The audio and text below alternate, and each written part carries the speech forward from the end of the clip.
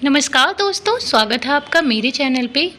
किसी जंगल में एक उल्लू रहता था। उसे दिन में कुछ दिखाई नहीं देता था, इसलिए वह दिन भर एक पेड़ पर अपने घोंसले में छिपकर रहता था। सिर्फ रात होने पर भी वह भोजन के लिए बाहर निकलता।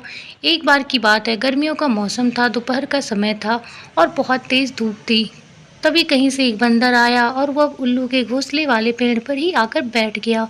गर्मी और धूप से परेशान बंदर ने कहा, उफ, गर्मी बहुत है। आकाश में सूर्य भी आग के किसी गोले की तरह चमक रहा है। बंदर की बात को उल्लू ने भी सुन लिया। उससे रहा नहीं गया और बीच में ही बोल पड़ा, यह तुम झूठ कह रहे हो। सूर्य नहीं बल्कि अगर चंद्रमा के चमकने की बात कहते तो मैं इसे सच मान लेता। बंदर बोला, भला दिन में चंद्रमा कैसे चमक सकता है? वह तो रात में चमकता है और दिन में का समय है तो सिर्फ दिन में सूर्य ही चमकेगा। यही कारण है कि सूर्य की तेज रोशनी की वजह से बहुत ज्यादा गर्मी हो रही है। उस बंदर ने उल्लू को अपनी बात समझाने का बहुत प्रयास किया, लेकिन दिन में सूरज ही चमकता है, चंद्रमा नहीं। लेकिन उल्लू भी अपनी जिद पर अड़ा रहा। उसके बाद उल्लू ने कहा, चलो हम दोनों मेरे एक मित्र के पास चलते हैं, वही इसका निर्णय लेगा। बंदर और उल्लू दोनों एक दूसरे पेड़ पर गए। उस दूसरे पेड़ पर उल्लुओं का एक बड़ा झुंड रहता था। उल्लुओं ने सभी को बुलाया और उनसे कहा कि दिन में आकार में सूर्य चमक रहा है या नहीं, यह तुम सब मिलकर बताओ।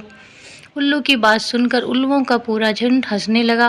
वो बंदर की बात का मजाक उड़ाने लगा। उन्होंने कहा, नहीं, तुम बेवकूफ़ जैसी बात क्यों कर रहे हो? इस समय आकाश में तो चंद्रमा ही चमक रहा है और आकाश में सूर्य के चमकने की झूठी बात बोलकर हमारी बस्ती में झूठ का प्रचार मत करो।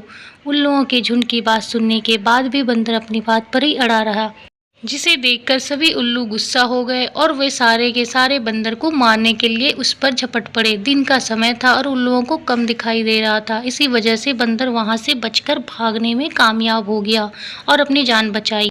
कहानी से सीख, जहां मूर्खों का बहुमत होता है वहां इसी प्रकार सत्य को भी असत्य सिद्ध कर दिया जाता है।